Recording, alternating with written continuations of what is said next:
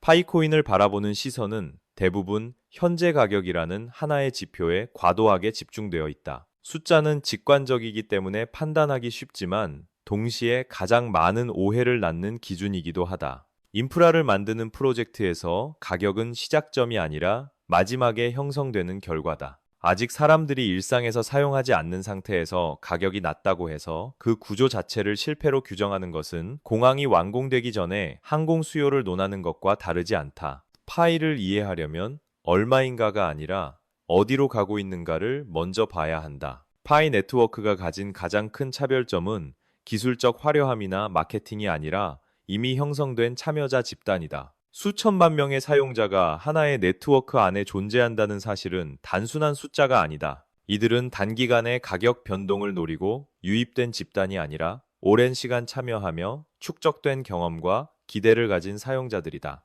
네트워크 효과는 어느 순간 갑자기 생기는 것이 아니라 이렇게 쌓인 참여 위에서 폭발적으로 작동한다. 이 조건을 이미 갖춘 프로젝트는 극히 드물다. 현재의 가격 하락을 프로젝트의 본질적 실패로 연결하는 해석은 구조를 충분히 고려하지 않은 판단이다. 파이는 오랜 기간 보상이 축적되는 방식이었고 실질적인 사용 환경보다 공급이 먼저 시장에 등장했다. 이런 구조에서는 매도 압력이 커질 수밖에 없다. 이는 수요가 없다는 의미가 아니라 수요가 아직 깨어나지 않았다는 의미에 가깝다. 실제 사용이 시작되기 전의 자산은 언제나 저평가 상태에 머무는 경향이 있다. 화폐나 결제 수단의 가치는 기술적 우수성보다 사용 빈도에서 결정된다. 사람들이 매일 쓰는 것은 자연스럽게 가치가 유지되고 그렇지 않은 것은 아무리 뛰어나도 시장에서 외면받는다. 지금의 파이는 기술적 가능성과 사용자 기반은 존재하지만 사용 빈도가 본격적으로 발생하지 않은 단계에 있다.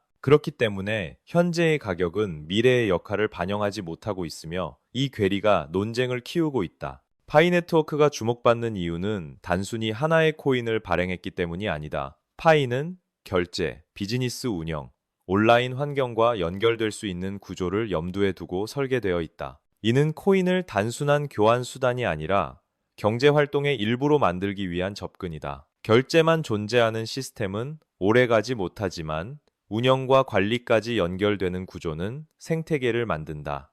기존 금융 시스템은 신뢰를 바탕으로 성장했지만 동시에 많은 비효율을 안고 있다. 중개 단계가 많아질수록 비용은 늘어나고 속도는 느려진다. 특히 국경을 넘는 거래에서는 개인과 소규모 사업자가 가장 큰 부담을 진다. 파이가 제시하는 모델은 이 중간 단계를 최소화하고 개인과 개인, 사업자와 고객을 직접 연결하려는 시도다. 이는 이상적인 구호가 아니라 이미 존재하는 문제에 대한 현실적인 해법에 가깝다. 대기업이나 글로벌 플랫폼이 이런 구조를 받아들일 수 있느냐는 질문은 자주 등장한다. 하지만 기업의 의사결정은 감정이 아니라 효율을 기준으로 이루어진다. 비용 절감, 운영 간소화, 새로운 사용자층 확보라는 이점이 명확하다면 검토는 자연스럽게 이루어진다. 중요한 것은 기술의 존재 여부가 아니라 그 기술이 충분한 규모와 안정성을 갖추었는지다. 이 지점에서 파이가 가진 사용자 수는 결정적인 의미를 갖는다. 아무리 뛰어난 결제 기술이라도 실제로 사용할 사람이 없다면 실험에 그친다. 반대로 이미 수천만 명의 사용자가 존재한다면 그 기술은 검토 대상이 된다.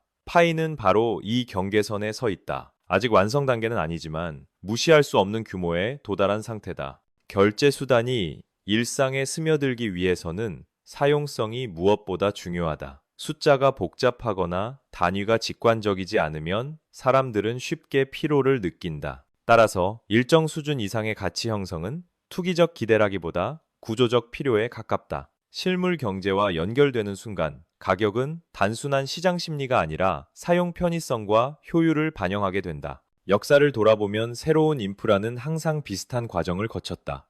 초기에는 조롱과 회의가 뒤따르고 소수만이 가능성을 본다. 그러나 인프라가 완성되고 실제 사용 경험이 쌓이면 논쟁은 의미를 잃는다. 인터넷, 스마트폰, 모바일 결제 모두 같은 길을 걸었다. 파이 네트워크 역시 지금은 논쟁의 중심에 있지만 이 단계 자체는 혁신의 전형적인 과정에 가깝다. 중요한 차이점은 파이가 이미 작동하는 네트워크라는 점이다.